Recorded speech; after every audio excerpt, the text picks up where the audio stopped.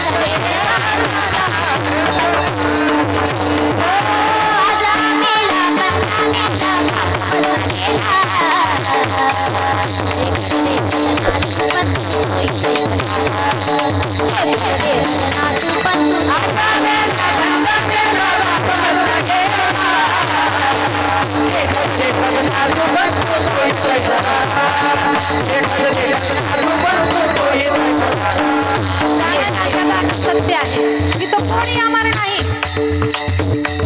आपलं सुद्धा शरीर संपणार आहे. आपण जगलो किती यापेक्षा आपला शेवट कसा झाला त्याला फार महत्व आहे. आपला शेवट गोड झाला पाहिजे. सुरुवातीलाच प्रमाण झालं याच्यासाठी केला होता अट्टहास, शेवट दिवस गोड व्हावा. पण याच्या पुढे ऐका, आपलं शरीर संपल्यानंतर आपली कीर्ती पाठीमागे राहिली पाहिजे. तुका कीर्ति